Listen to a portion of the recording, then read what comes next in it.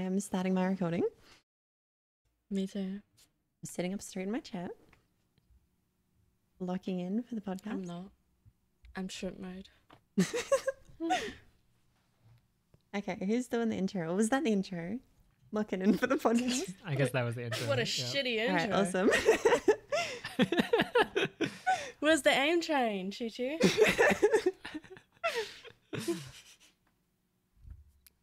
Well, welcome back. What episode is this? 6? 6, I think. I don't fucking know.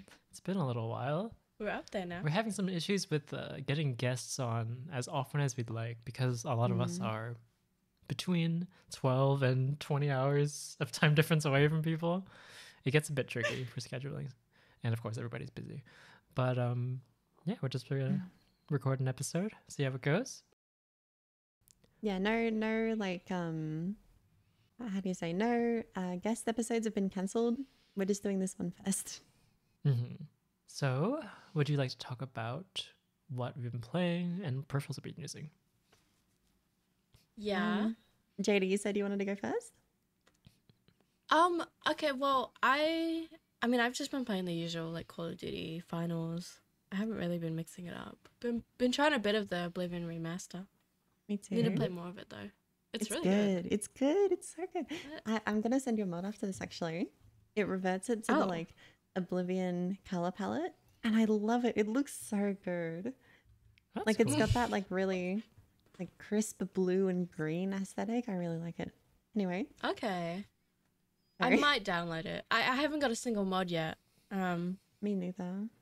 I figured It's I would just do like a like a reshade. natural playthrough, but I might try that.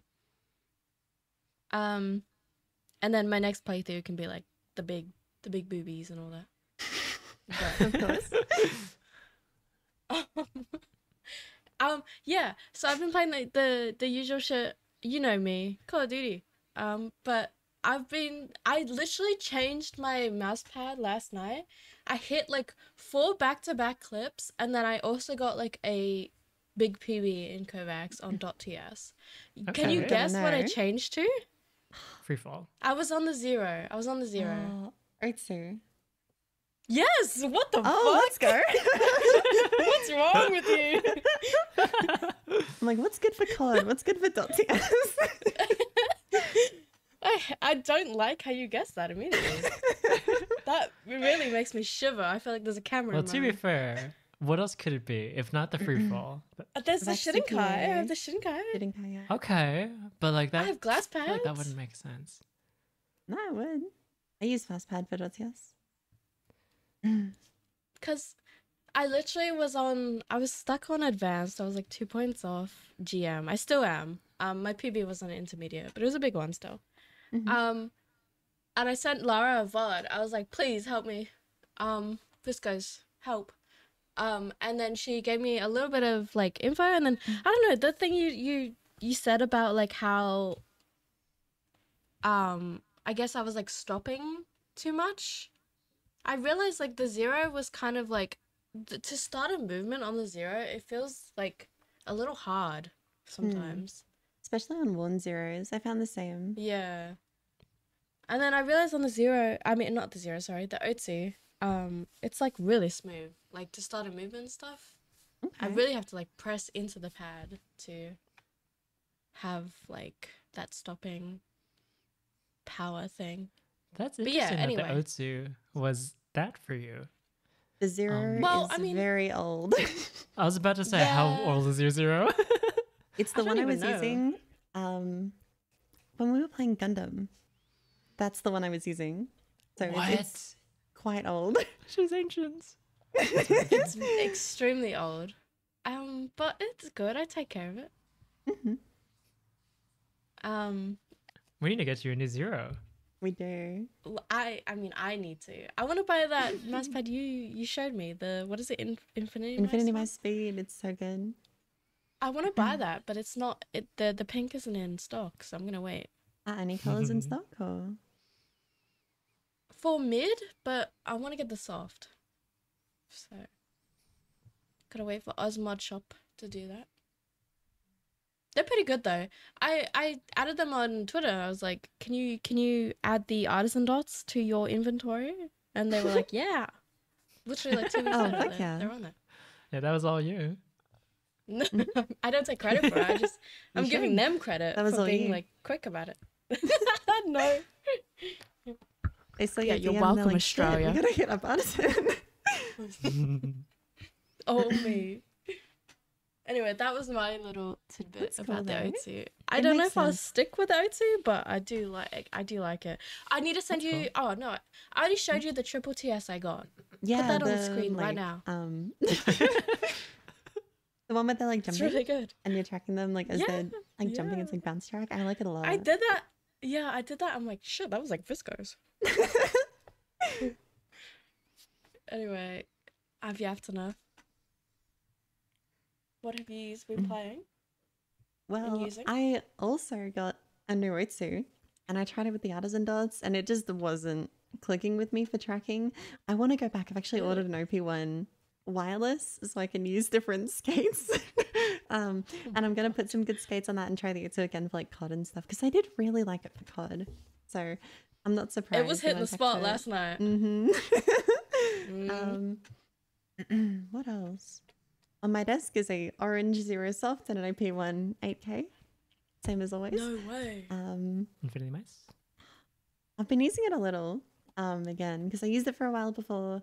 Wanted to make the review, gotta get footage. It's really good. I'll have a video by the time this is up, hopefully, on my second channel talking about it. I really like it. It's like the first proper Raiden alternative that it doesn't just like copy the Raiden and do what the Raiden does but worse. And I think this is where I'll hand off to you because you've been using a couple Raiden Thank but you, thank worse you. mouse pads. You should talk about the wear before we go into that on the Infinity Mice speed. No, I'll save that for later. Ah, okay. Well, I will say it comes in cool colors. Comes in It pink does. and that purple. is true. That is true. Like It's not just strawberry a black pink too. square. Mhm. Yeah. Just to not dissuade anybody's interest in the pad. The problem is not that it like wears crazy fast. It just has an interesting property to it. So anyway, Watch the video if you want to hear about that. I talk about it there. yeah, so true, so true. Oh yeah, it should be out by then. Anyway, It'll be out like tonight as we record this, unless Oh. Infinity Mice doesn't get back to me tonight or Sheesh. tomorrow. let's go. I'm realizing how long it's been because I've had like several arcs from different peripherals since the last time that we were here. The first one I think would be the polarity. So that pad is gonna be hopefully like best in slot glass pad, just like everything you'd want in terms of quality of life and everything that's been modernized in terms of glass pads, as well as just being a little bit less extreme on the speed, more of a balanced speed. And if anybody's gonna get that right, it's gonna be Glassworks. But they had a manufacturing error in their first batch, the ones that they were giving out to reviewers, where it ended up being the fastest glass pad to ever exist. So that was fun, but I didn't really want to stick with it. It was cool for tracking, but I liked it. I agree though. I'm glad they didn't like, say like, fuck it, this is the pad now. Because I think it would be a lot worse for it. Anyway. yeah, Right? it would be somebody's favorite pad, but also it would be very divisive, and it would spawn a generation of people who can't flick. But anyway, so I'd use that for a little bit. Really cool. I think if the polarity doesn't redeem glass for me, or like is exactly what I want out of glass, I don't really see myself going back for a little while until there's going to be like significant innovation in this space, because I don't know, like that's the one on paper that should be it. Do you see it being that? Or do you reckon like you're fully cloth mouse pad user now? There's a lot of small things about cloth that I was gonna say piss me off, but like are contributing factors to some inaccuracies in my but after that was the Singularity, which is also a Tekasai pad, the guy who is behind Glassworks, and that is one that is like $39, but has all of the modern quality of life stuff and is like pretty much on par with the SkyPad 4. And I made a video on it on my second channel. It's just good. It's not ridiculously fast. This isn't in any of the extremes, just balanced, good, and I enjoyed it. I did enjoy my time with it. Um, but since then, I wanted to go back to cloth for a little bit. And the main thing that I've been toying with is Raiden likes. So, long time ago, the people behind the Lock on Gear Heart sent me a DM asking about what pads they think are missing from the market. And the two that Laura and I posited are what did we say? I don't One remember of what the them other was was. Raiden likes at a budget option, and there was one other one I can't remember. Type 99 adjacent, like rough control pads. Yeah, I'm yeah. thinking that's like on the spot. That's what I would say. So Yeah, I think that's the one that we came up with. Not necessarily the texture, but just that level of control done well and not like muddy. So they made a bunch of experimental mouse pads. We tried them a bit. A lot of them have this issue where, well, I'll get to that later. They were super, super smooth, and that's part of what inspired me to want to try more Raiden likes, as well as us thinking that it's something that the market it'd be nice to have more availability, more experimentation in that space. I guess I should mention that the Raiden is probably the fastest cloth pad in the world.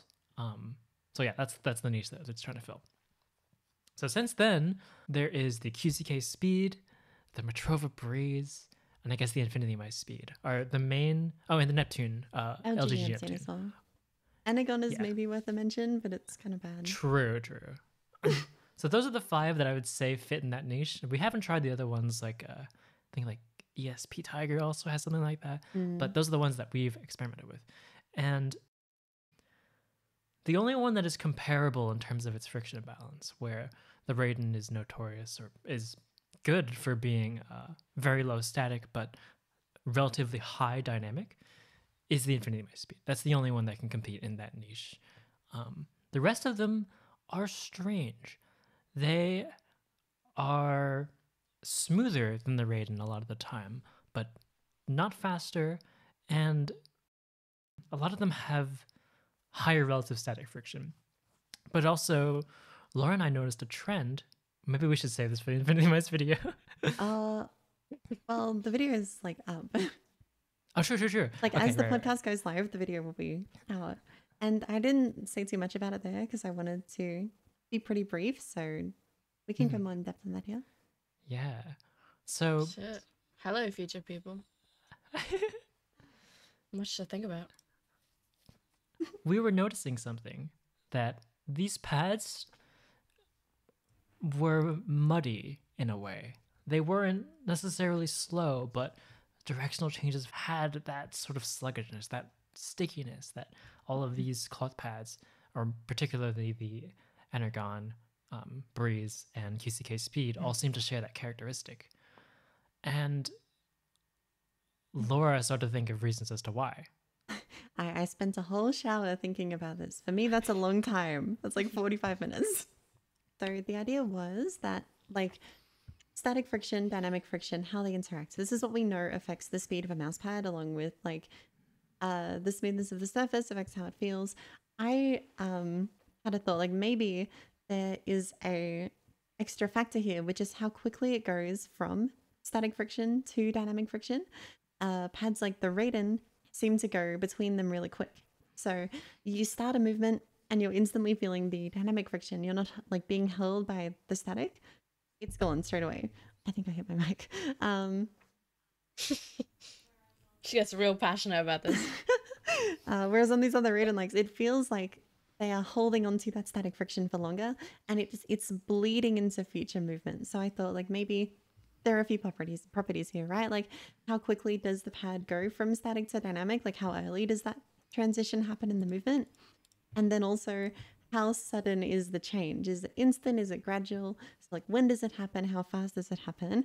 And that would kind of explain what we've been seeing, where like these pads don't have high static friction, but it feels like they do. Because, you know, static is always higher relative to dynamic, even if we talk about it like, you know, pads can have lower relative static. That's not true. In terms of like raw numbers, it's always higher. So if it's holding onto static for longer, it will feel like it has more like static, even if the resistance isn't higher. Was that okay? That's good. So we are thinking as to theories, as to explanations. Why is this happening? And the main linking thing between those three pads is the fact that they are smoother than the Raiden. Mhm. And another user in our Discord, and I think primarily text-based reviewer, Rapso, Mhm. did some research into this as well and corroborated that idea that smoother pads can sort of have that feeling of holding onto static for longer. So This would also mean that like smoother skates would have the same effect, by the way. Just as a side yeah. note. Or larger skates, I guess. Mhm. It made me think that maybe the texture on the Raiden, like it's very smooth and silky, but it's maybe intentionally not as smooth as these pads to avoid that issue. I could see that being something that came up in the testing process and selecting against it. Likewise. And I don't think it's a coincidence that the one pad that has more texture than the Raiden and is in a similar speed class is really, really good. Like, I don't think that's just like, oh wow, what a funny like coincidence. I think that's why it's really, really good. Mm-hmm. I will give some credit to the Neptune Pro, where that pad is definitely slower than the Raiden across the board, but it doesn't suffer this issue. I've actually enjoyed using it more than I expected to. And like the whole point of this search, well, part of it is the fact that I miss having like a desk mat sized pad. Last one I used was like the Superglide XXL, and there is that feeling of freedom where like Yo, I get that. I never I was have. gonna ask if you missed yours. Yeah, I do in that way, but mine wasn't very good. So Are you taking notes? I was playing Smoothbot the other day. I can tell you, fuck, I missed the freedom of that huge mouse pad. Yeah, Anyway, sorry. yeah. And that's why I want to look for Raiden likes, particularly because A, a lot of them are sleeve compatible with certain sleeves, and B, it's, I guess, the most glass adjacent for me. So it would kind of check a lot of boxes for what I want out of a mouse pad while being able to come in that size. But yeah, the Neptune Pro is the only one I can really, truly vouch for as being an interesting option. It's like a slower, sort of balanced speed pad, if that makes sense. It's different to the Raiden, but I don't think it's as bad as my initial impressions were leaning towards. Yeah, just solid. The rest of them, maybe nice as a desk mat is my is my thoughts so far. What was the worst one you used? Ooh. Oh, I think it's the Breeze, Ouch. but it's not Really? terrible. I actually, It's also like QC fucked though. that's true. What does that mean? When it came, it was rolled up in like a pretty tight box, and the top of the surface, how can I explain this? It had like ridges on it, kind of like if you leave out something wet in the sun, you know, it starts to like warp a little bit. That's a terrible way to explain it. It's like wrinkly, I think it basically. works though. No, it's I get so you. bizarre. I've It's never felt perfect. anything like it. It's so weird. so weird. When's the review coming? I think I'll make a video talking about all these Raiden likes because I think it's an interesting niche and one that's like finally being developed. It's really cool, honestly. Even if like I think most of them are kind of meh, it's nice to see more, and it's nice to see more attempts at this, especially because like some of them are genuinely good. Mm-hmm. I fully agree there too. Yeah, that's a good video. Thank you. The QCK speed, it's like almost there. I don't know. I haven't tried it since I flattened it, so maybe it's better now. But it seemed to have those similar issues, but not quite to the same degree. Still, though, from Steel Series, it's pretty impressive. I think I've talked enough. Well, shall we go to the next question? What if we or- like condense like all of your peripherals you've tried into like a neutron star of peripheral discussion, and we just chuck it in the middle of the podcast, like for future episodes? That's funny. Because you always try like, oh, I tried like 10 mouse pads, 10 new mice. They're all really weird. If you'd be down, I would be like, I feel like that'd be a really good section. I mean, yeah. Meanwhile, I'm like, I'm on the V1 Otsu. Shit's good. um, maybe. Only other thing worth mentioning is that I got the Beast Meow today, and it's cool. I like it Oh. so far. Very cute mouse. So cute. Don't know how I feel about it yet, but it feels thinner than the HSK Pro in some ways, probably due to the curvature, like the OP one. So that's cool. What color I'll have did to you use get? it more to find out. I got the white one with the purple scroll wheel. Nice. Good. Okay. Tune in next month for Finger's thoughts about that one. Let's As well as go. mine on the Ying. I have been asked to try it a lot, and we went. It was basically 50-50 on it, so I get to try a Ying. I'm excited. Mm. Alrighty. Let's get to some questions. Sure. Yeah. What do we want to start with? I like the ones about doubling or having your sense. Me too. Okay, I'll start there. For everybody on the podcast, if you had to either double or have your sense permanently, which would you choose? That's, is awful 'cause they that's both fucking suck. hard. So we're all operating on a baseline of like 30 to 35, right? I play a little Yeah, slower. I mean, I think mine- I'm a touch lower than you two now. Interesting. My COD sense is What are 30. you playing? So In Kovacs, I basically play like 40 in everything now. Interesting. But in games, it's like 35. Okay. I mean, who wants to go first? Oh, fuck. Not me. I need to think. When I I'm saw that thinking- question, go for it. I was just saying, I'm thinking like, I mean, that's what I used to play. I used to play like 15, so I'd be okay if I halved it. I'm trying to think double. I'd play 60. That's so boring though. For like the games I play, my clips aren't gonna like stand out. Doing that slow ass target switching. Maybe you I just don't get know. like crazy quick on 60. Yeah, maybe I just like I need to Sarah like lift theory. weights or something. Mhm. Yeah, get, like hella strong arm. But like the fucking Urpa of 60 centimeters. Who is the fastest on low sense? Severe was good. There's Sarah, this one obviously. Apex player who I didn't know he was using low sense. He gets like pretty quick target switches and he's playing like 50, 60 CM. I think it's got to be Zeke though. He looks like he's playing 20 and he's on 52. What? Wait, what is he using? 52. 52. Oh, that's cool. Zeke or Scrub? That's true. A lot of the older lifters use pretty low sense. What does Mass Scrub lifters, use? not weightlifters, by the way. They might lift weights too, I don't know. Scrub is also 52 last I checked. Oh, okay. Didn't know that. So I guess having for me would be 70, and doubling would be like 17. 70 is rough. Yeah. Low sense is fun, but I think it would be too limiting for a lot of games, especially for my style. Mm. The only thing that's coming up for me that's stopping me from just saying 17 is age. I feel like Age, fuck off. Oh, shut up. Oh no, my I God. mean like if I'm still playing in like 40 years, there's no fucking Okay. way I can control 17, right? My dad's No, on like because 5 you've been- you- CM. He's got you've been that. doing but it he all your plays life. Satisfactory. He plays PUBG and he's goated.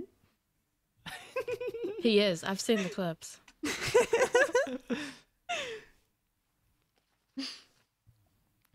And I mean, if my answer wasn't obvious, definitely half my sense. I'll play 15 Hmm. over 60 any day. This is actually impossible for See, me. I might say 60. Really? 60. Yeah, 70 is too far. 60 is like on the cusp. It's doable. I've played 60. Hmm. And this is so tough for me because I play like my fastest is like 30, but I will play as slow as 60. So I do play that sense, but doing that for everything just seems impossible. I think if you consider my sense like 40, I would rather half it and go to like 20. for 20 is not everything. bad. 20 is like Yeah. pretty usable. I want to see 30. the 20 centimeter viscose art. I'd double it. It's already happened, JD. Back when we first played Vanguard, I was on like 22. Really? What if it was 20 versus 60? Because I feel like we're both pushing extremes a little bit too hard. Okay. 20 versus 60, I would probably go. Oh, fuck it. 20. Haunter Arc. Mass Control. Let's go. Yeah. Damn. If you said 60, I was gonna say I'm fucking boring. Boo. I don't I play find enough Lost Arms pretty Counter-Strike fun. anymore. I enjoy it too, but I don't know. I wouldn't want to play it forever, if that makes sense. Yeah, Yeah. I get that. That's my answer too. It would get boring. What a great question. Thank you. Mhm. Yeah, thank you, From Hush. XD. Oh, okay. That was the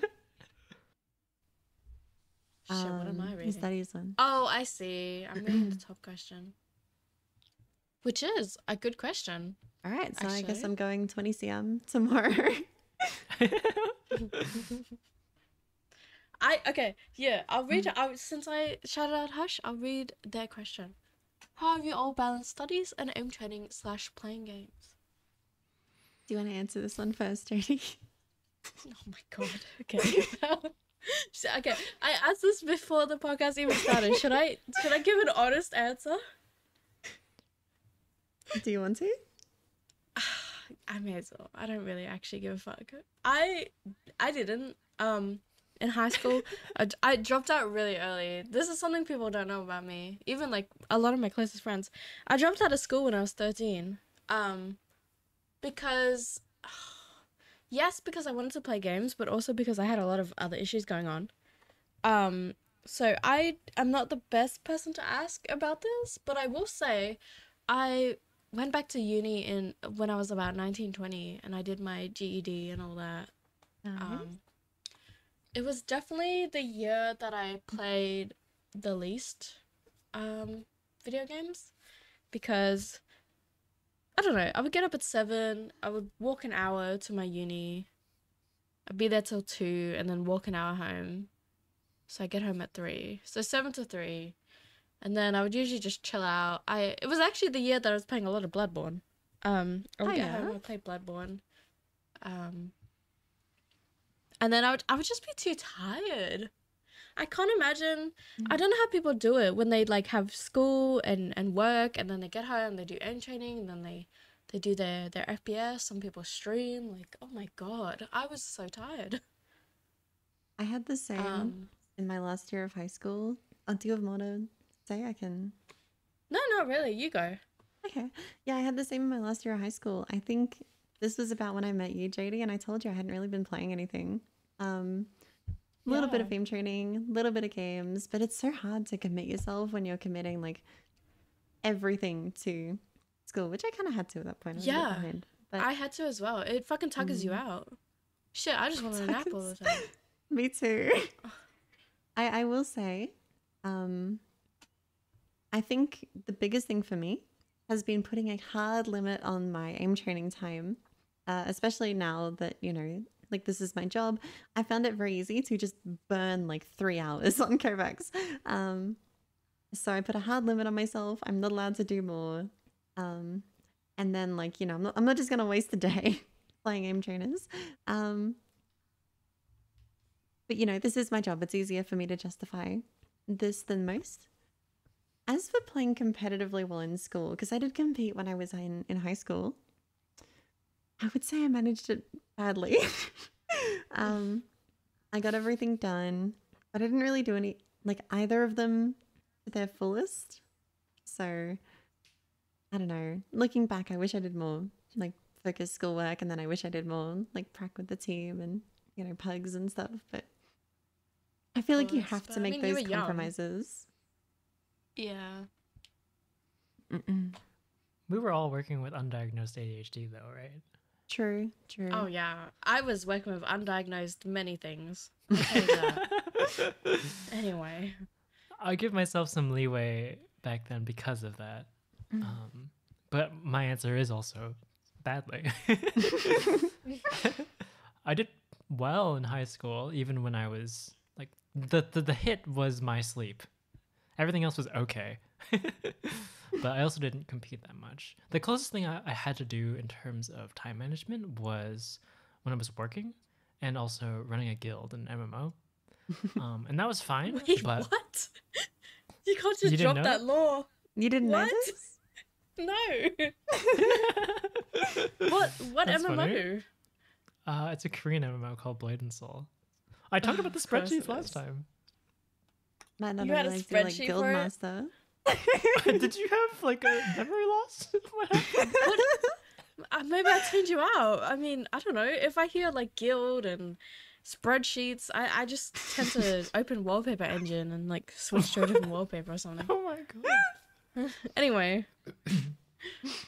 Yeah, Um, Guildmaster Pinkerpie. It's actually so clan funny. leader in that game. I'm the clan leader, Sounds- not the sounds Guildmaster. way worse. You were a clan leader too, JD. Shh, Watch what you shush, say. shush.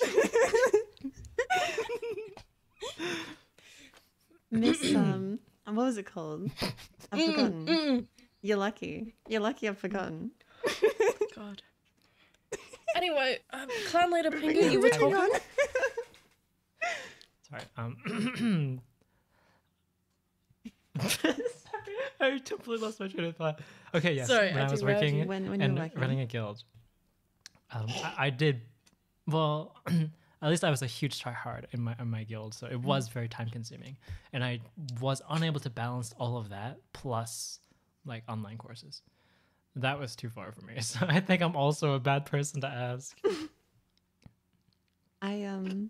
This question was asked in my Patreon chat in my Discord, and I was gonna reply and just say like, I don't think we're qualified, but I thought our stories would be more entertaining to talk about here. So thank you, Hush, for I guess asking. I hope this They're has been probably useful more somehow. relatable. Yeah, that's a good Yeah. point. Okay, what about in theory? Can we think of anything? Budgeting time, like Mhm. giving yourself hard limits, I think probably is the method. I think now that I'm on medication, for my sleeping condition and ADHD, I probably could do it. I've been debating it actually. You know, if YouTube doesn't go how I want, I probably will go back to uni and keep doing to uni and then like do YouTube as like a side thing. I think I'll be okay. Not as good, but you know, I think it'll be doable. Okay, so Visca's answer is take drugs. Yeah. Next question. Or just don't have ADHD. It's cool that's even an option in Australia. Like Impossible. Where medication. no, the fact that you can just like decide to go. I mean, I guess you can in the US as well, but like, yeah, I'll go into debt for 10 years to go back to school. Have I told you when my dad went to uni? No. It wasn't long ago. It was like 7 years ago or something. I think a bit more than that, Really? but he went 3 times. And most recently was the job he ended up doing, but he went twice before that and was like, "No, I'm not feeling this. I'm just gonna not do this." That's so cool. I respect that. And now he's what? He's a farmer Accountant and slash a farmer. accountant. Man's busy. One thing that did kind of work for me was installing software that would block me from going to my distractions when I wanted to get things done. The problem is that when I was desperate, I would work around I it. was gonna say But- I would Say, just I like have no close that self-control. fucking program. Yeah. Like go away. Usually, it would be like a reminder. It's like, hey, like you told yourself you do this, lock in. And I'd be like, okay, fine. Yeah, for me, I snooze the reminder and then I just completely forget like 2 minutes later. Are And you then like it's, this with 5 alarms hours of too? Kovacs later. Yeah. I also think environment matters a lot. Like, Mhm. I am very unproductive when I'm like at my gaming PC, but I was much more able to get things done in a different environment. Have you seen that Optimum has like a warehouse where he goes to work and then is like set up at home? That's cool. Yeah, he's got like a that's a- whole, it's like a huge fucking building. And he's got like his 3D printers there. He's got like a setup. He brings all his stuff that he's trying out. It's really cool. I wonder if that's why he does That's it. really neat. I'll send a photo I- to you too. You put it on Twitter. I want that, but also like I don't have $100,000 laying around to buy a warehouse. But you know, I fuck with Optimum. I like him, but that's kind of crazy. If I could, I would. What Honestly. is this? You see what I mean? Yeah. It's This looks like a huge. Gmod map. What is this?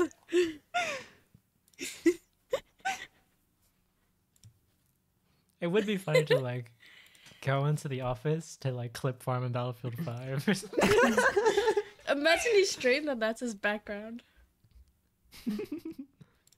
Well, that's in all his videos. He's got like the big empty like warehouse. Why? Okay, can I ask why does he have 4 black t-shirts on a coat hanger? Have you seen his videos? I mean, yeah, but like, why is that there? That's his work uniform. I'm Scott coded.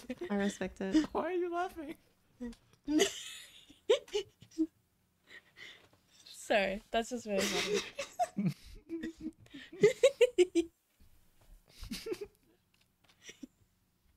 Love Anyway. Optimum. Sorry, I've completely got us off topic. Oh, your fault.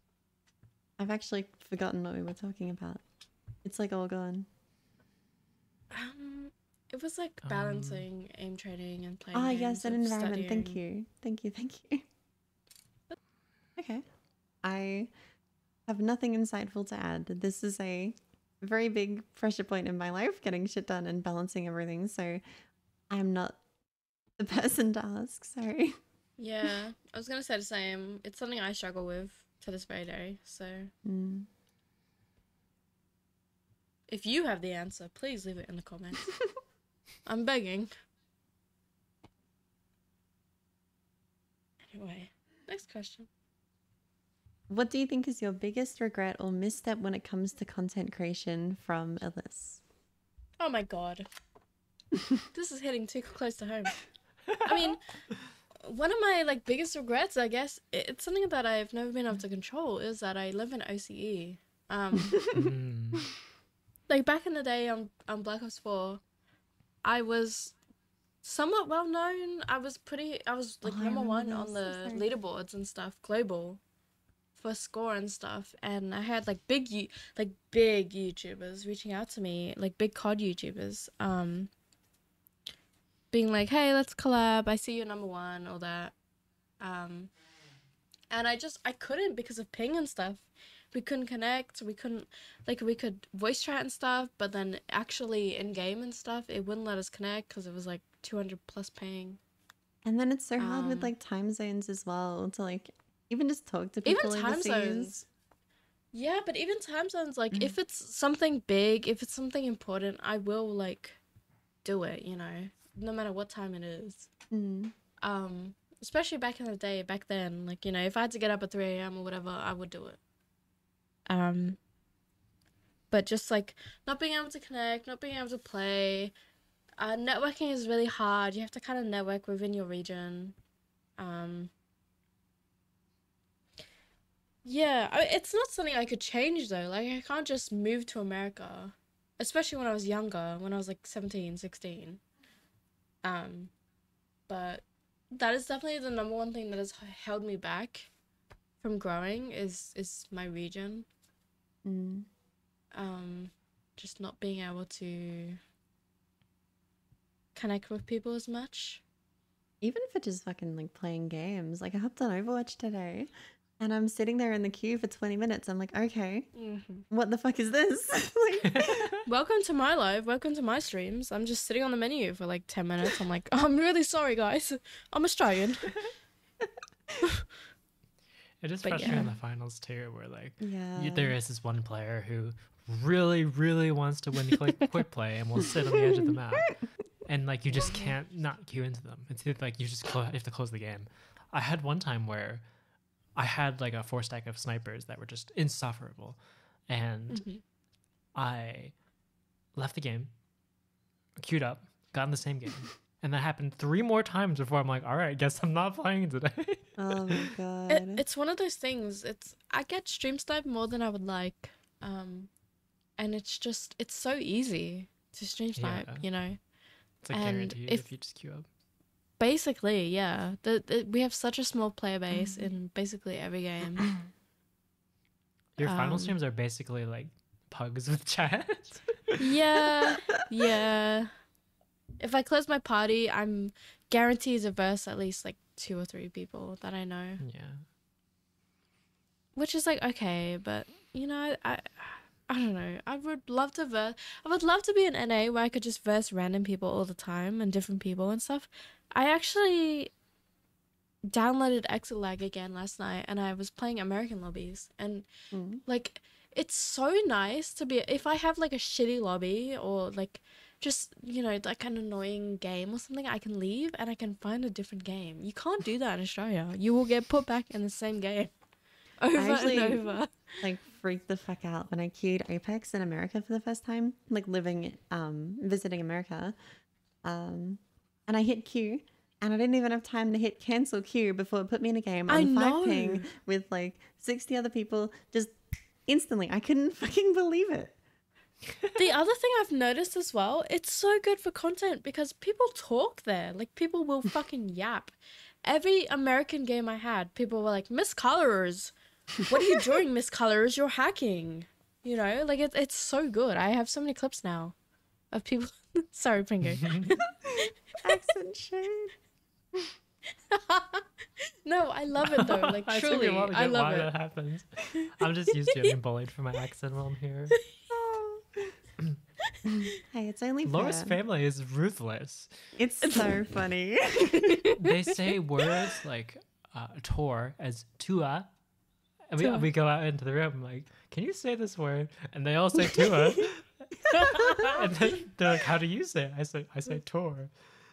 And then They all one of point them and will be like, they laugh and then they go like, I need to go to the tour or something like that. You're like the monkey. And Say then this, even- monkey. Even my sister doesn't agree with you, but she's like British pronunciation for some reason. She. It's so strange. I say skewer. Skewer? Score. Score. Sorry. Anybody want a chicken score? So do you have an answer for that, Laura? What the fuck was the question even? I forgot. the regrets for content. Oh yes. I'm gonna take a wholesome angle. I regret not starting sooner. I regret like having all these ideas that I'm just holding on to for years and years and years that I Easy would probably answer. never make because I was scared to make them, you know? I wanted the video to be perfect because it was this big idea that I've had for years, but it will never be perfect. And if you're like not making this video that you really want to make or procrastinating making it because you won't be able to make it as well as you possibly could, like just send it, honestly. First videos will always No, be I totally bad. get that. Yeah. And you know, no amount of preparation will change that. You have to just put yourself out there and learn from mistakes. And then the sad regret is that I really should stream more, but it makes me so nervous that I can't do it. And that's about it, I think. I don't have too many. You gotta do the duo streams, the duo streams. Combine your chat with mine. True. I will read every chat. I will throw in game to read chat. Is that a challenge? Indeed. Maybe. I would be down. I'd be down for the duo streams.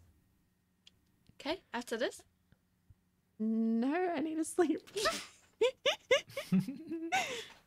Fine. I'm trying to stay up later though. And failing. Sorry, you go. Why are you trying to stay up later? Because it's better for streaming and better for hanging I out with my guess. friends. I guess. It's bad for going outside and doing things. Fuck that. It won't be that late. I'm not going to pull a JD. It's Okay. just like, Excuse me? you know, I might be up at like, what, 3 instead of 1. All right. Anyway, I was gonna say that even a video that is not objectively good can still have enough like good ideas to do well or be a good experience to watch. I feel like a lot of videos that stick out in my mind are made by like kind of amateurish creators because they're very earnest. And I also think that obviously execution matters, but a good idea goes a long way on YouTube. Like the Kovacs video, I just a good example. Like that video is full of holes and like pacing issues, but it was a good idea and it did well. I also And- feel like you saying it's full of holes and pacing issues is like kind of what I mean, because like I probably wouldn't notice them unless I watched the video looking for holes and pacing issues, you know? But as you improve as a creator, as you make more videos, your standard of what a good video is will like shift. So Mhm. yeah, biggest way to get better at making videos, make lots of them. And like think about them, reflect on what works and what doesn't. And if you need advice, my DMs are open. I really like talking about the theory side of YouTube and like designing a good video. So if you need help with that, let me know. Shit, you can make my thumbnails. I hate doing that. Yeah, I'm interested in hearing yours. Like what sticks out to you? Mhm. The thing that sticks out to me is making myself so vulnerable as a creator. Because I mentioned a few seconds ago that it's really cool that small creators are so earnest. And throughout all of my videos, that was, you know, very much my goal. It's like, just put myself out there as I am. That in my videos, you're basically just like talking to me. And in my streams, it was like the same thing. Like if you hung out with me in Discord or on stream, it would be like almost identical. But because of that, it makes every piece of negative criticism and every like negative interaction hurt a lot more because it is just such a, you know, direct link to your soul. Mm. And it's tough though, because like you can't get rid of that because the soul is what makes those videos so good. Right. You know? I get you though. I've had to become a bit more like frosty when, you know, Mhm. like answering questions in DMs and stuff like that. I want there to be some level of Yes. disconnect, even if I am still myself. You know, it can't just be me purely on the screen, if that makes sense. Mm-hmm. And I'm definitely not saying like you should be fake online so it doesn't hurt you anymore. But I do think there does need to be a layer of separation. And also like parasocial relationships becomes like a really tricky conversation. I don't know. It's still something I haven't figured Yeah. out for myself. Me neither. I've been noticing it more and more. Like coming, especially with my Discord and stuff. It's like it initially was just a friends Discord, and then it was a clan Discord, and now it's like my social media Discord, content creation. And I've literally lost friendships because they're like, I don't like the direction you're going. I feel like it's lost, you know, you've lost your homeliness. Now you're just like, you just want to get like big on Twitter and YouTube and Twitch, and it's like, I mean, of course I want to grow. I am a content creator, but at the same time, like, I just can't ignore the stuff that I used to ignore. You know, when it was just like a 10 people Discord, you know, someone would say something questionable, I'd be like, okay, whatever. Now it's like a big thing. If somebody says something, it reflects badly on me.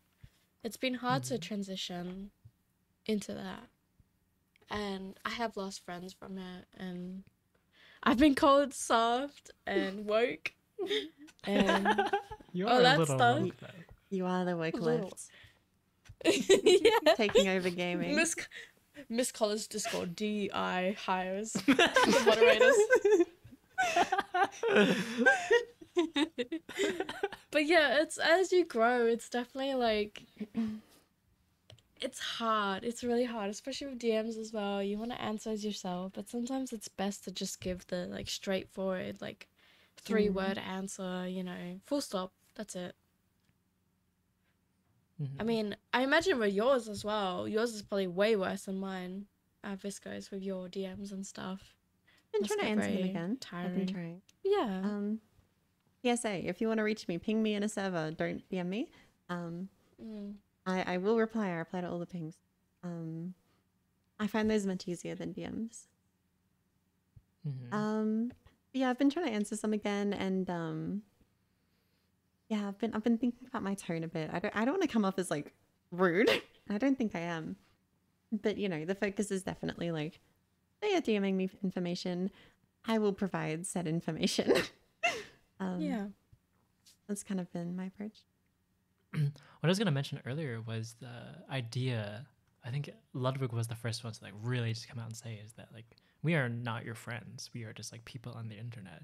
And that was a line that I was like, but why? Like you can just make your audience your friends, and I suddenly have a friend group now. Yeah, but But he's then like right when the though. audience like stops liking your content or like doesn't treat you as a creator and like disrespects you in certain ways, it hurts like a friend would. Yeah. And yeah, Something I've like I found with content creation, sorry to interrupt, is like no go for it. I feel like I'm taking the brunt of all of the negative reactions and stuff, and you're just like the viewers and the people that interact with you, like they don't get that. They don't understand that you're like the one that's reading all these DMs that are like, "You've changed. I don't like your content anymore." You know, Mm. like it You can can't get to know the you. totality of it, you know? Yeah. There's a certain like depersonalization effect So that comes from being a creator, especially when it comes to negative comments. Like you forget you're talking to a human being that who's like put effort into this video or like put like Yeah. a piece of their soul on the internet. But even like when it comes to like friendships, it's really strange to straddle that line between creator and friend, because a lot of times there's like the relationship will just be different in nature, like in a power imbalance in a way. It was just I don't know. There that are that would be my exceptions biggest to regret though. this. Yeah, you can still make friends for sure. It's just be careful. I want to, like, recently I've met a lovely group of people through, like, the Raw Input Discord server. And they're awesome. I really like them. And it was strange, like, meeting people who seem to straight away, like, interact with me as a person instead of a creator. And a lot of it was because, like, they didn't know of me and that I was, like, linked to them through someone who did know of me. But like Adora, for example, she's been watching my videos for like years, and straight away there was no like depersonalization there. And she said that it was a bit strange, but I don't know. I didn't feel that on my end. I didn't feel that it was strange for her, if that makes sense. shout out. It's like the rules Adora. can She be. is Yeah, sweetie. shout out Adora. Awesome. Great Valorant At player. Adora FPS. Go follow. Put our clips Yeah. now. You know, it's not like Editor. a steadfast rule that like I don't know. That like it will be Thank you. kind of weird and kind of strange. But then like the question is asked like when is it a friendship and when is it like parasocial or something like that. Did you consider your like friendship with a lot of your like chatters or community members parasocial? No, not at all. I'm finding out now that was a very bad idea because, Mm. I mean, I've lost. I mean, in the last week or the last like 2 weeks, I've actually lost like probably 3 friendships to people being like, I don't like your new content. I don't like your streams. They're too big now. I liked when they were smaller. And it's I do just want to like, say, like, the one you showed us was stupid. Like, that is not on you at all. At all. yes, yes, but also like I have been friends with that person for so long that it's like, wow, you really like don't like me now because I'm a bigger Work creator. left. Like, you don't like me that I've grown, you know, and I've done well for myself. Like it just hurts. It's like Yeah. shit, It does. I'm sorry. you know. Oh, it's fine. Plenty of fish in the sea for friendships. But yeah, I think it's something that people don't understand. Like it's really hard to put yourself out there. I used to be so scared to post clip dumps and stuff because I'd be like, what if these clips are shit? What if people don't like them? Now I'm Can just we like, talk about I the don't first care. stream? Can we The talk about first that? Oh, stream. you're like your 5-year-old first past stream that we streams? watched. Can we was can so we good. not? No. It's so endearing. It's yeah, I mean I used to when I very first streamed, I streamed on YouTube and it was many years ago. I was not good at it. I did not have good audio, did not have good footage. Um You're owning though. I The two literally things that stood out to me the most was that you had your sister there with you to talk Yes. to, That was so and that you would just have your mic on in game. Yes. I mean, we still get those players in like the finals. Someone who you can hear the TV in the room. Oh my I god. didn't- I guess I never thought about it, okay? I just talked in game. I was like, hey chat. My 3 viewers were like, hello. And then The yeah. evolution's I crazy hadn't- though. It is. If you compare my very first stream with my streams now, I've come a long way in terms of confidence and stuff. I don't have my sister sitting next to me for 2 hours while I stream. Those videos are still live, by the way. You can go to her channel and click on live. But I will never delete them. They're part of history for me. As embarrassing as they are, they're part of my growth. It goes to show though that you have to start somewhere, even if it's embarrassing in the future or whatever, or even now. It's like you have to just start. You have to put yourself out there. It's so hard, but you have to. Anyway, do not go to my live playlist on YouTube or whatever, please. Check the views on that video after this goes Yeah. up. I don't want to. I Monetize it. swear, like. Anyway, someone else talk. I need a drink. Okay. Want to move on to any question? Oh, this is good and topical. What do you think about third-person shooters? Do you think it's easier or more difficult? Do you think there's a difference in aiming compared to FPS or no? From Senrox? I think the easiest thing to cite here would be your Marvel Rivals experience. I don't like it. I don't like aiming in that game. It feels off and weird in a way I can't describe. I played that yesterday. How'd it go? Well, I'm not high enough level yet to play ranked, so I play quick play, and I had 3 teammates that had 0 kills. One of my teammates at the very start of the Awesome. game was like, I'm practicing tank, don't get mad at me. So just then I was like, well, we're gonna lose. It's whatever. I might have you bested for worst like team FPS game recently. I played Overwatch.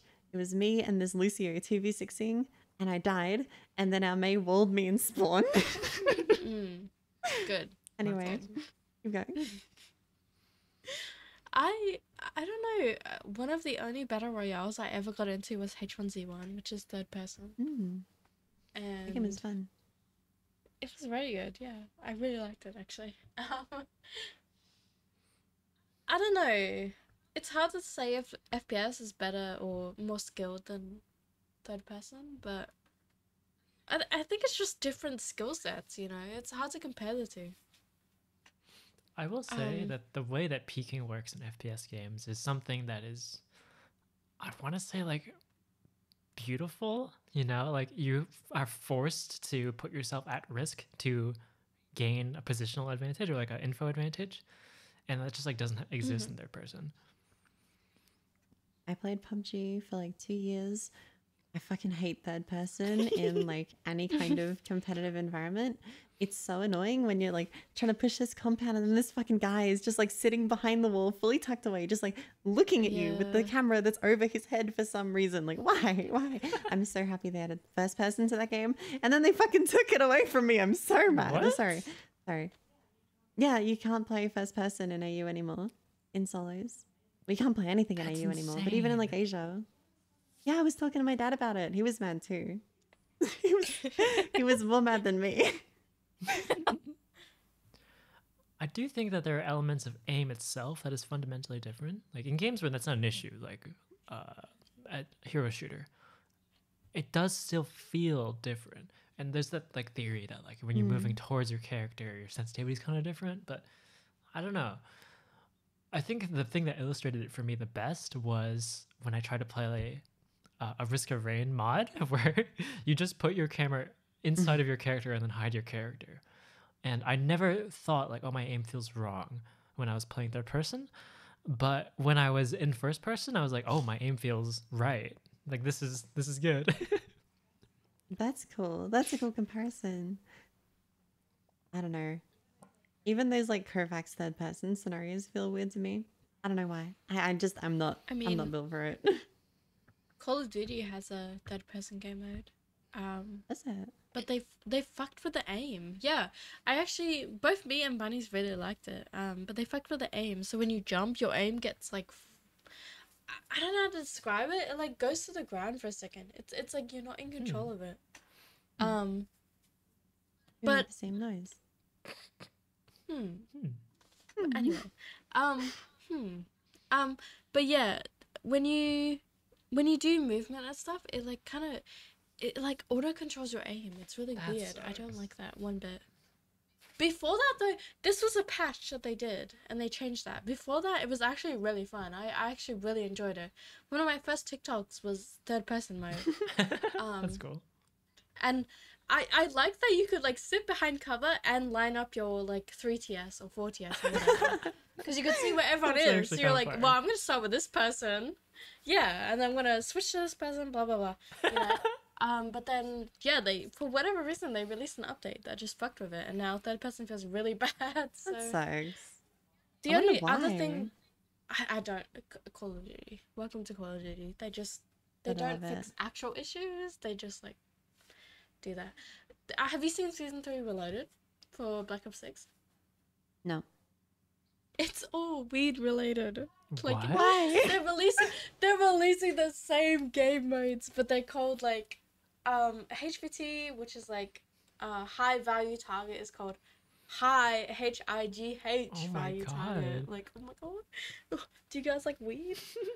You guys like They're smoke? actually stuck like 15 years in the past. I can't believe it. I know. 420 was 9 days ago. Like, you're late. Like, and they're releasing Silent J and Bob, which are like weed smokers, and new Nuketown variant called High Town or something. Wow, I don't very fucking know. creative. It's some- How is that real? How is that the it's best they got? real. Did they And decorate a it's high like, tower? it's a huge. Sorry. Yeah, high and rise? it's like weed related. And it's like there's like smoke everywhere. It's like you Oh my guys God. smoke when you God. play this, right? I mean, fuck. I have to. I have to hit a bong to play that game anyway. One thing I do love. But yeah, it's not good. One thing I do love about third person is the visibility though. Cuz like you cannot trust FPS devs these days to give you like a clear picture of what you're shooting at. And third person like it just will always be that way.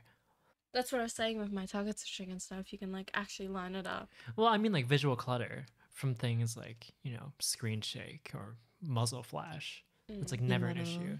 And it's something I Wait, I have a clip to send you. okay. At 1:05:37 seconds. I have a clip to send you. Okay. Put this on the screen right now. Anyway, sorry. Keep talking.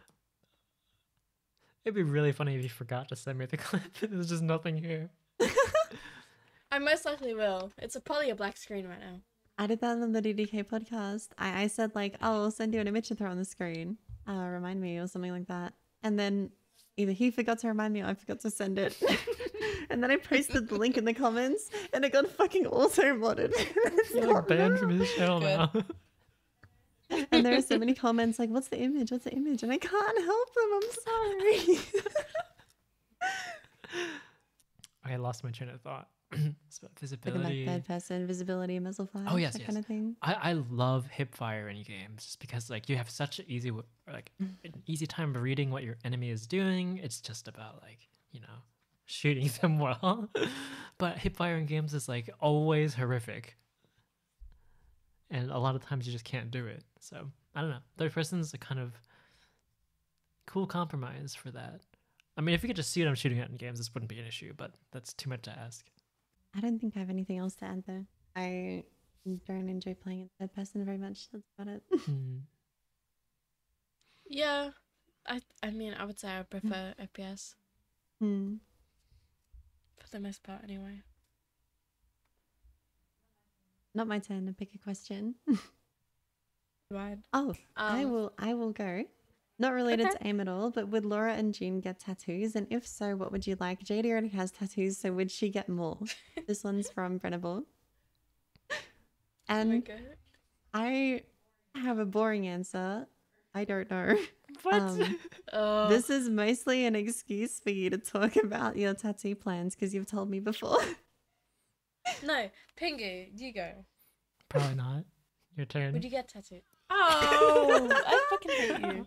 I'm not Would you get opposed to the piercings? idea, but I'd always be like scared. Like, what if I get it and then in like 5 months I'm like, shit, this is horrible, and now it's stuck on me. Tattoo forever. removal. No. Tattoo removal. And that sounds unpleasant. Okay, both of you. Would you get piercings? Yes, I have. What would you Piercings? get? Other than ears? Yeah, other than ears. They don't count. JD, I don't know if I can answer that one on podcast. That's so diabolical. Sorry, no. What? Um, Both of you. What piercings would you get? What'd you say? I don't know if I can answer. This is a PG-13 podcast. What the hell? No, it isn't. It's R18. I'm here.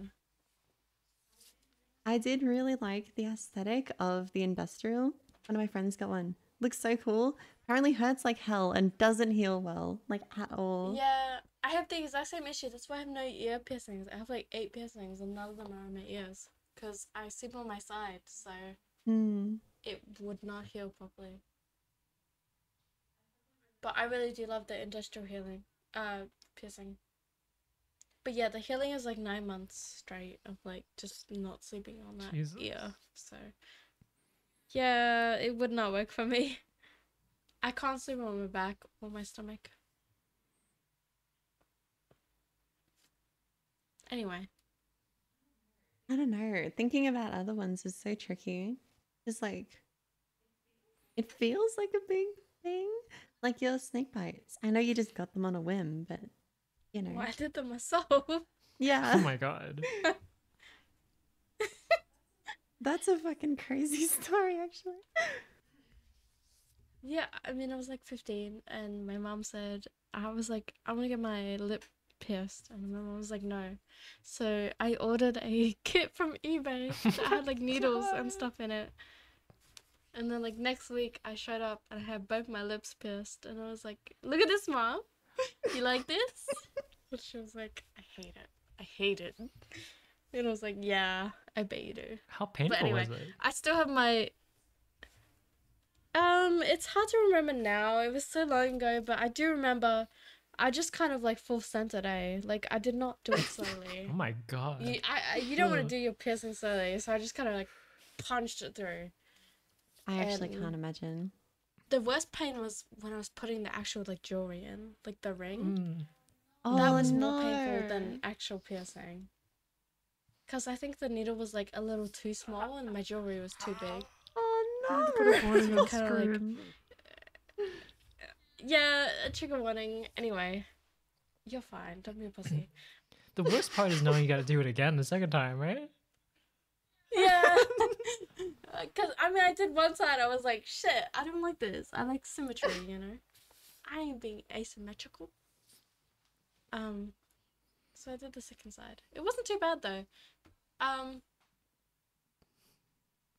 And yeah, I, like, what, it's 2025. I have that shit, like, 10, 11 years later, so I don't regret it. Hmm. Tattoos, though, I do want, like, many tattoos. It's just, they're so expensive, and then I need people to go with. Like, if I have to sit there for 6 hours, I'm gonna need someone to talk to. So, I need, like, a true friend to come sit with me. I didn't realize it took that long. It takes, It's kind of like, fun. I want to get my sleeve done. That shit is gonna take not even, like, 6 hours. It's gonna take many sessions. It's gonna take, like, 3 or 4 sessions of going there. And yeah, I'll need a distraction for sure. So, but anyway, will you guys get tattoos or piercings even? How about we join you while you get yours? That's not a good answer. We'll sit there and chat. Yeah, major distraction. Raw Input podcast at the tattoo parlor.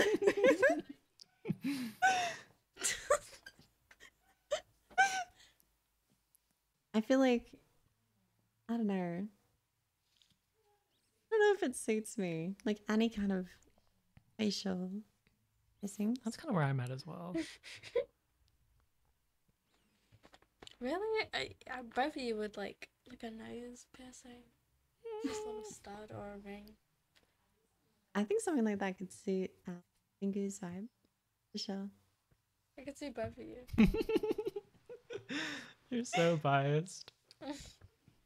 I'm not. You say that about basically anybody. Because basically anybody suits it. Anybody but me. Ugh, Yeah. Whatever. Next question. Maybe though. I'm not like saying never get a tattoo, never get another piercing. I definitely will swap out my earrings though to like something else. Yo, what would you get? What would you No swap to? clue. I haven't really looked. I just have the little like studs that I got when I first got them. Would you get like a ring? Maybe. Probably nothing crazy, but definitely a bit more extravagant than little, you know, metal studs. Yeah. Pingu? Probably not. You're awfully quiet. Ugh. Hate that answer. Did we ever answer the question of how we all got our names? No, I think but we did. were we saving I that one? answered it. I don't think so. Okay. How did you get You have an yours, answer? Sergeant Penguin? Fuck you! Fuck you! Why have you unearthed this? Airing that off the bat. Oh my god. You can cut this out if you want. It's not fair because, like, That's funny. you go back to the 5-year-old footage and your still name is Colors. So you have that like embarrassing story. Did you have a name before Miss Colors? Do you, Sergeant Penguin? I did. I mean, I was always Colors though, in Oh, some way or another. It was always Colors, but like a clan name. I was in Critical Mass KMG Gaming. colors. KMG is what I was Yeah, legacy. KMGX Colors. I was Ghost X Colors. Okay. Known X Colors.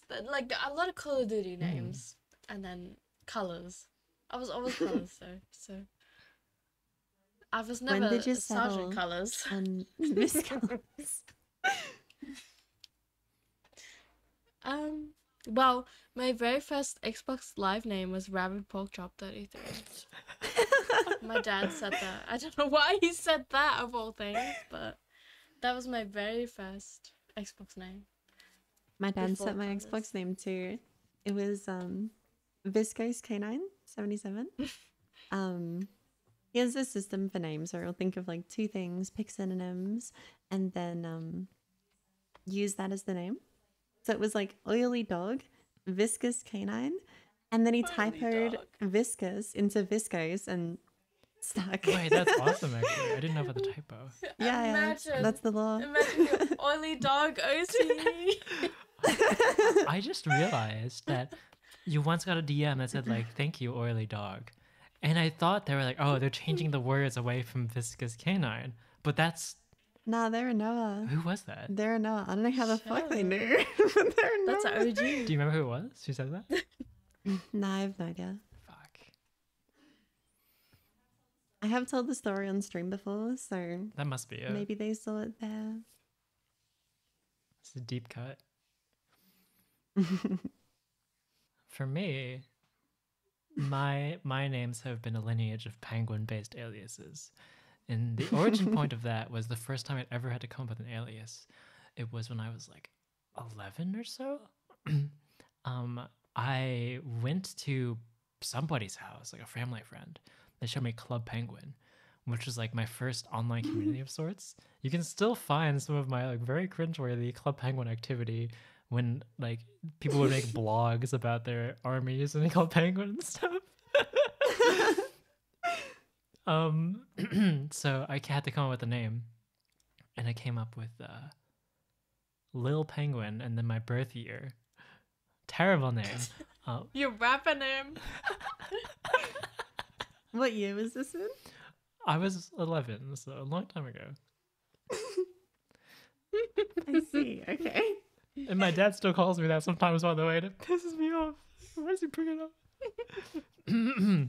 So I stuck with that name into the Xbox Live era. I was playing Modern Warfare 2, playing Halo 3 with the name Lil Penguin 98. I think it was MW3 was the first time I was like, okay, this is kind of lame. I need to come up with a new name that suits me. And I was signing up for game battles, so I'm like, I gotta have something that's like I'm not gonna get bullied for. So I came up with The game battles. My emoji go. I saw somebody named Lieutenant Penguin. I thought that was cool. So I was like, all right, I'll take that. Sergeant Penguin now. And I don't remember why I picked 47. I think it's just like a number I thought was cool. But yeah, that was the story behind that one. But at some point I became unhappy with that too. So I had a brief phase of trying to come up with very COD inspired nicknames, one of which is still attached to one of my accounts and I can't get rid of it, and it pisses me off. That was funny. You stumbled upon it once. You're Who like, discovered who it? is Was this? it me? Yes, you Or was discovered it you, JD? Are you, Laura? Oh god. If Because I was it? searched your channel and like something no. like broke or something, and it showed up as that. It was so funny. I can't say it, it's too embarrassing. Just pretend it's like XXX MLG Penguin or something, you know? Like, There was no it was penguin. that kind of though. vibe from memory. It was There penguin. wasn't. No, it was Big day. a word relating to firearms, X, and then a word relating to montages, I guess, and then with two Z's. Say it. Oh, that's good. Say it, you pussy. I can't. Not on the podcast. I'll get bullied forever. After. Ugh. It's gonna get unearthed. I know. Sorry.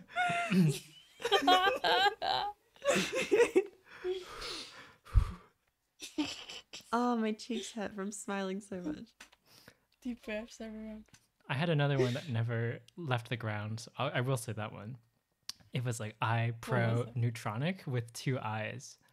That was my next attempt. Fire? It's so in keeping with the Fire? era.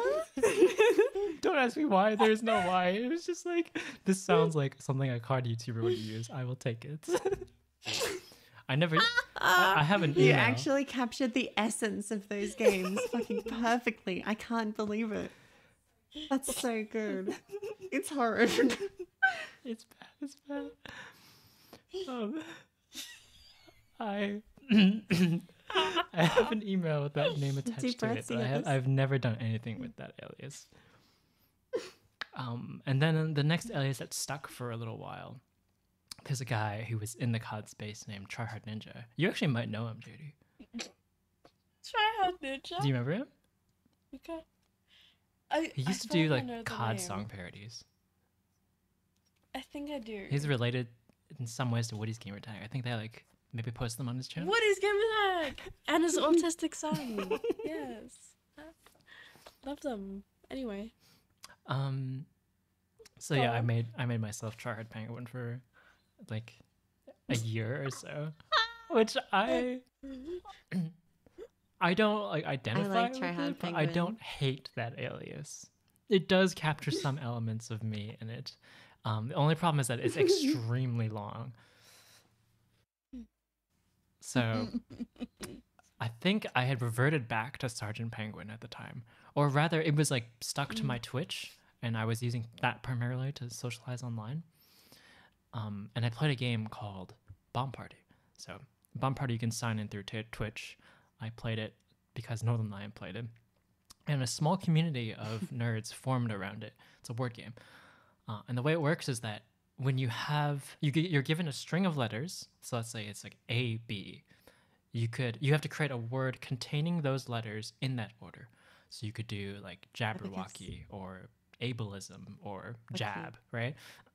And people gave me the name Pingu in that community, which I really liked. It was kind of like, cutesy, also just a nice name to say. It wasn't 5 million characters long and had no numbers in it. I'm like, okay, I like this. And I brought up Bomb Party and its rules because at some point somebody had coded a bot to like look up all the words containing whatever string you input. So I looked up like, okay, words containing Pingu. And there's like Penguid, and things like that. And then there was Pinguify. So if you ever play a word game, you can use the word Pinguify. But I figured it was obscure enough that nobody would ever know it was actually a word. And I just ran with that. I didn't know it was a word. I don't remember how I found out, but it was long after I started watching your videos. I don't think I've ever met anybody who knew it was a word. So, gotten in good pace. And with any luck, I will eventually take over the first page of Google. Me too, one day. And now it's all silk videos. You have a much... I feel like you already do though. It's only if you signed in. Mm-hmm. There's some video like, what is viscose above my channel. You have a really long climb ahead of you. You've got to become like Shroud. Easy. But yeah, that's how we're here now. You have a funny backstory. That's so good. Oh god, the COD era is so bad. I really enjoyed that. Thank you. That was really funny.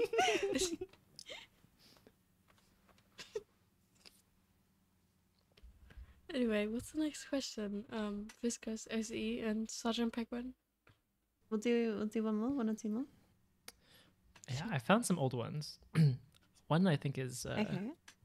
I'm curious for your answer, JD. So the question is, where do you guys look when aiming, crosshair or target?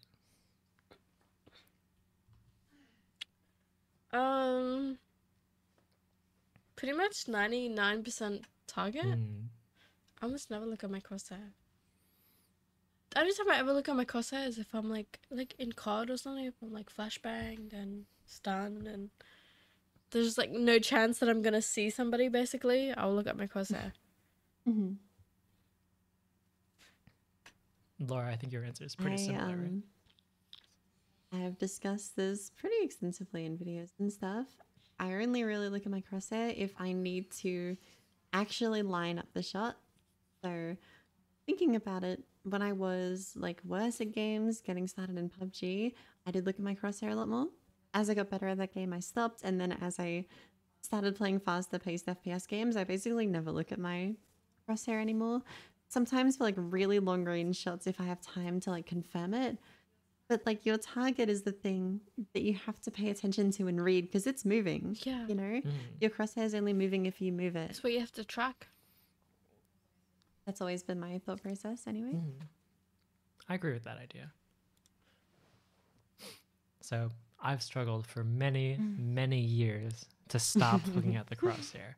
And I think the first time I realized, like, okay, I'm actually way better at not being super harsh and like keeping up with my targets when I look at the crosshair in like 2017 Scout MGE. And I've always had such Wait, so looking at it was better for you? Or looking at the worse? target, sorry.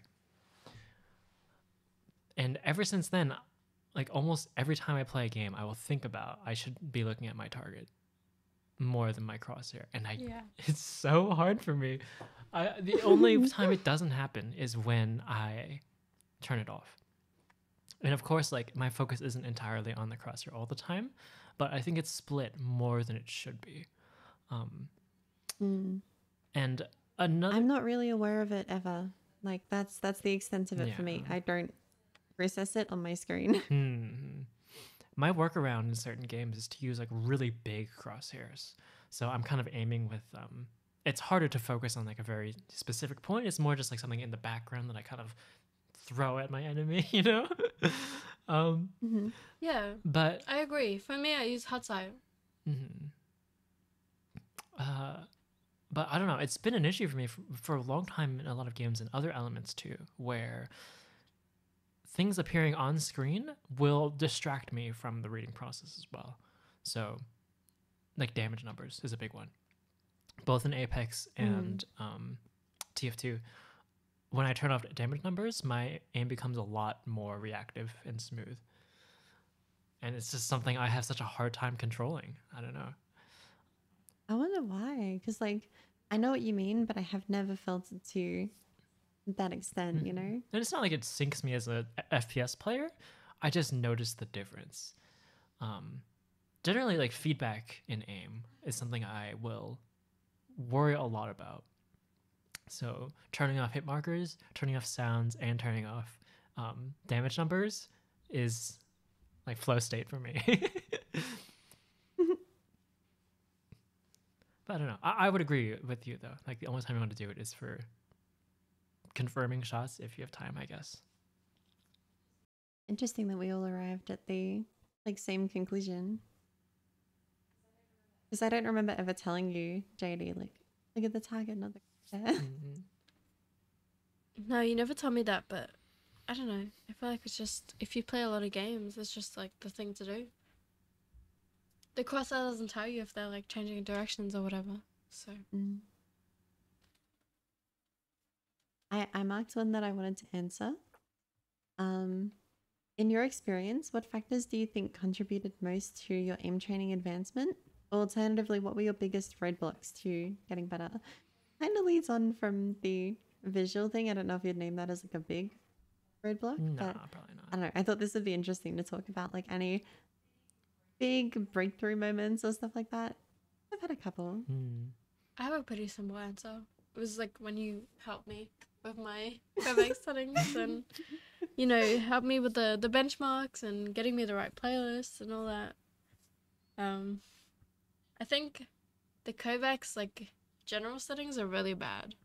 If you Hmm. open Kovacs for the first time, I don't know why you have those settings. I don't feel like they're the best settings. I feel like they should update that. Default settings and everything suck, it feels like. Yeah. They're not good. That's a video title. It's about TF2. I've seen that video. That reminds me, somebody asked me to help them make like a how to get into TF2 in terms of like setup stuff, and I just totally forgot to make that video. Was there anything else for you, JD? Was it just No, like it's just it feels like you've been pretty Kovacs consistent default afterwards, hey? settings are bad. Yeah. I guess the Don't use them. high sense thing and not using your arm. Yeah, Yeah. actually. Make sure you don't play too high of a sense. That way you only use your wrist. Make sure you use both your arm and your wrist. It's I had the two. TLDR. Similar ones. Firstly, for me, was like, holy shit, you know, I can play faster than 70 cm. I guess I played that only in Counter-Strike. And I can change my sense for stuff. Oh my god, this is amazing. That was probably the first big one. And then the second was 2 years after I had used Excel. I had become like, you know, 28 cm only. And I'm like, holy crap, I need to use my arm more. So I went back and played low sense again. And I guess it contributes to this general like idea that you want a complete and whole understanding of aim, and you know, you want to be able to use all your muscle groups. And I think understanding that has been the number one thing. You know, thinking of weaknesses as like not just micro adjustment weakness. What is causing this? I'm not like precise enough with my wrist and fingers. I got to practice that more. I can use sensitivity to isolate that, and kind of getting those links and wanting to understand it as a whole has helped me so much. Change your sense. I beg you, change your sense. Get good on every sense. Don't just be good on one. What are you doing? That is really the crux of our the way that we approach aim is weakness identification first of all, and then also the why behind it. It's such an important skill to practice if you want to continually get better at games and, you know, push through weaknesses. Speaking of which, I agree. one of the ones that I would name as a big breakthrough in my aim is no longer using Excel. I would also name Excel Me too. as a breakthrough for me. Me too as well, actually. That's really funny. I like that a lot. I think it's going to be quite similar for us as well, where Excel is what let us stop using crazy low sensitivity and sort of let us develop like wrist-based aim a little bit more, or just like fine control. And then also not using Excel is what allowed us to start working on our micro adjustments again. Yeah, it gave us like this taste of fine control, and then we're like, holy shit, I need more. And then, you know, Yeah. had to turn it off. I still get asked for my Excel settings sometimes. That's I crazy. mean, I use Excel on like 20 centimeters. It's like, I need to be faster. I need to do the flicks. That's actually really cool that we both name using Excel and no longer using Excel as like breakthrough moments for us. Yeah. I mean, and to tie that into a, you know, conclusive little bow as well, I think just being comfortable changing things and experimenting with things generally has very consistently caused like those breakthroughs in understanding and ability, you know, not being afraid to change stuff up, practice methods, equipment, like peripherals, stuff like Excel, sensitivity, you know, that has underpinned every single one of these revelations. You know, JD's Kovacs settings, my sensitivity, Pingu and I both with Excel. Like, that is the underlying kind of theme here. Of course, like, Yeah. you know, putting in the time is still the most important thing. But if we're talking purely like, huge advancements for like a single breakthrough change, moments. Yeah. it would be like when we're stuck and then change something, we can get past it. And the other one I would name is that when I was first getting into, I think probably Kovacs would be the original cause of this. I would play long strafe scenarios and flick really hard to get back to the target. Because as soon as it changes directions, I know it's not going to change again. Just flick as hard as I can back to the target as fast as I can. And that stayed with me for quite a while. And like there were elements of my aim that were okay while that was happening. But I didn't smooth out until Gundam. And I don't really know the exact cause, but I just started trying to Forced be you to, I smoother. reckon. What'd you say? Probably forced you to. I found that game very hard if I wasn't feeling super on point with my adjustments. Yeah, that's where a lot of my fine control developed in Gundam. And one of the theory elements of it was not being quite as harsh with my adjustments. Especially with such fast strafes. Like I have to be smooth or else I'm just going to be constantly over adjusting. Big one for me too, with tracking and playing scenarios like a control sphere. Is there any other theory ones for you?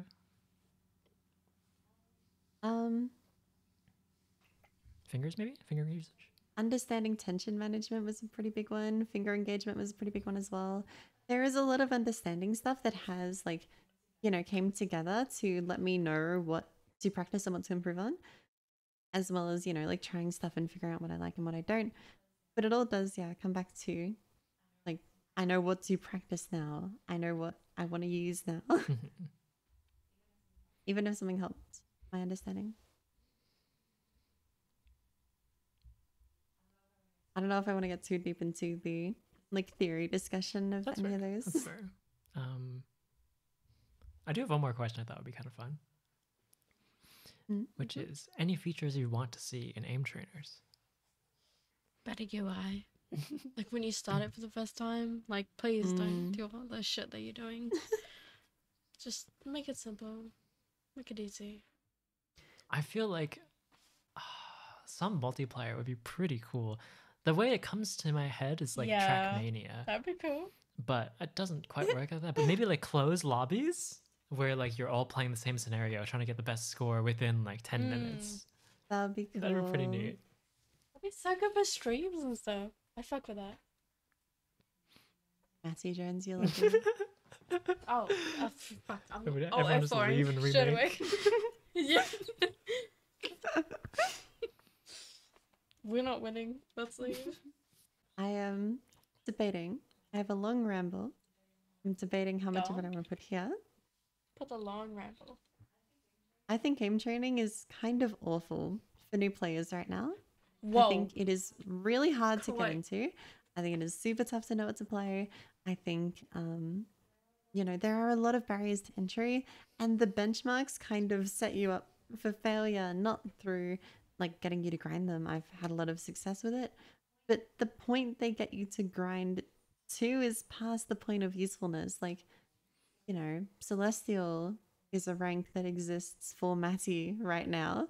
Um, but having it sets it up as a goal in the same way that Radiant existing sets that up as a goal for people getting into it. You just said And a I think if you're donkey. trying to use aim trainers as a tool, yeah, it's like having a rank for Donk in Counter Strike and like matchmaking. It's so Yeah. stupid.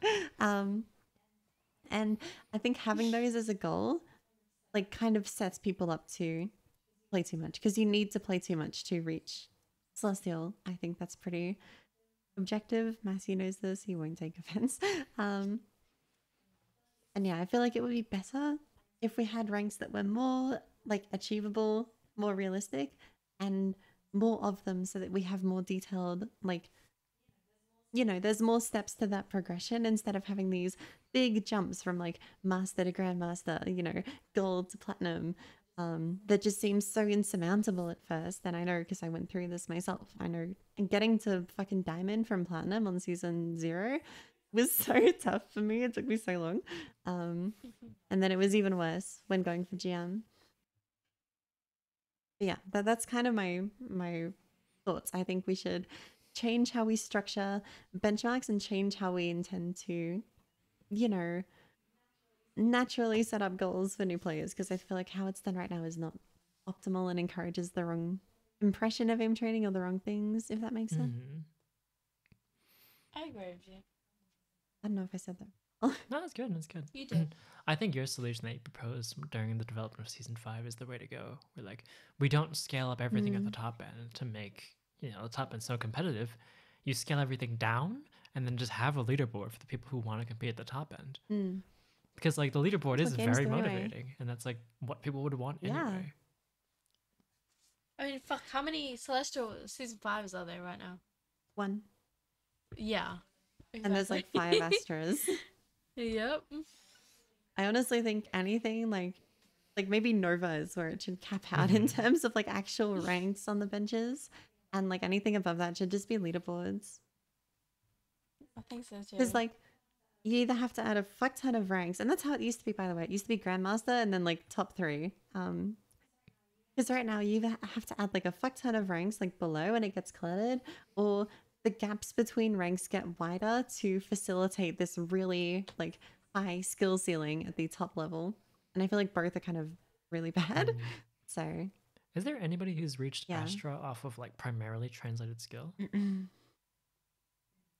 no. Elite is Nova, right?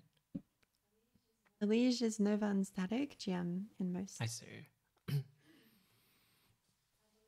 I believe there are a fair few Novas who like don't main aim trainers, but it's like it. I don't know any like what's their top playtime? of season 5. Few hundred? Fair. Yeah. That's really good. I think that probably would be the way to go, yeah. I don't know.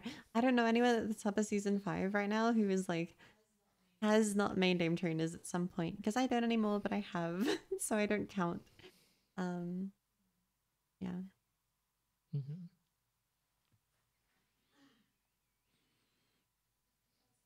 That's kind of how my thought process goes. I have suggested it to the bench team, was met mixed feedback, and I don't think it's gonna happen, unfortunately.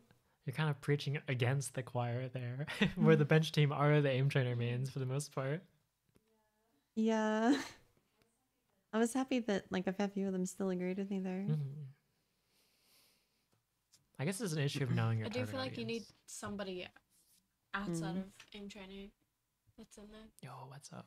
Yeah, I don't think people realize how tough like the ranks are, if that makes sense. They're fucking hard. Just Yeah. shit. I'm trying to get .ts GM right now. I'm struggling. I had Nova scores in season 3. for TS. And GM.TS is kicking my ass. It's gotten a lot harder. And like, you know, I get like peripherals have gotten better, monitors have gotten better. We run it at thousands of frames now, but like, it doesn't do that much, you know? It's not going to bridge the Yeah. gap. Like, It's still hard. especially for someone who gets into PC recently. I tried playing the benches with my left hand. I like struggled to get like the lowest score. It took me a couple runs, and it kind of put into perspective like, shit, if you're new to this, how is this going to be motivating if you're like, oh, I am half of iron? Like, you know, Yeah. Me it's as fuck. awful. Not you as Shut fuck. up. Shut up. Go away. You don't count. But yeah, Anyway, I totally get you though. Tangent over. It's very off-putting. Yeah. I think also aim trainers, this is totally unrelated. I was just thinking about the original question again. They need better snare discoverability. Like, you shouldn't have to use external Agree. resources to find good scenarios. And working on the snare database with you has really illuminated like how many obscure scenarios there are that have value, and you will just never ever see them unless you look up. And they're called some like bullshit. Like, what is FPP micro? What does this mean? And it's really good.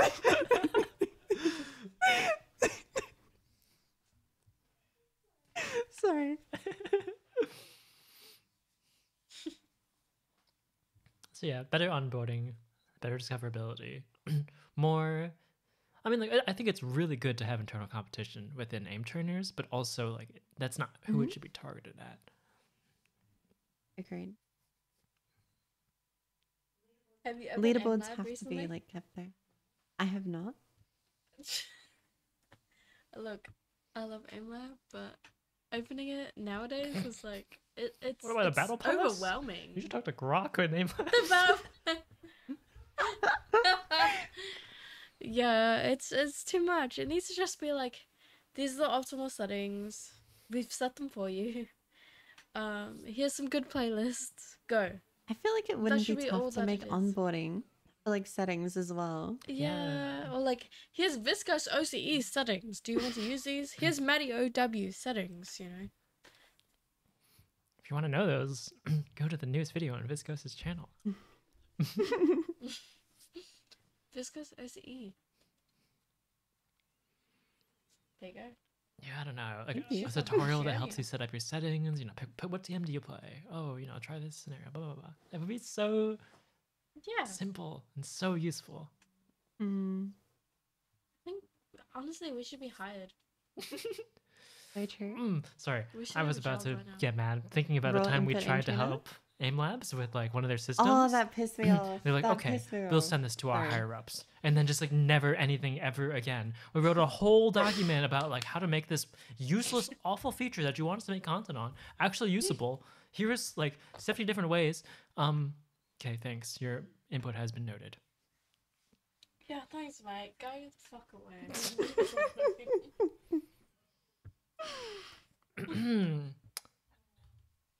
You're not Matty OW. Now, who does the outro is the real question. It's the caboose of the AIM train. So we should have the conductor. That was the Raw Input podcast. It's over now. Click something else. Bye. Perfect. Thanks for watching. See ya. Thank you. Bye. Leave. You're like kicking people out of a bar or something. Like, Yeah. I have a bat in my hand. Get the fuck out of here. We're still listening. It's closing time. perfect. That's actually really good. I like that. You're welcome.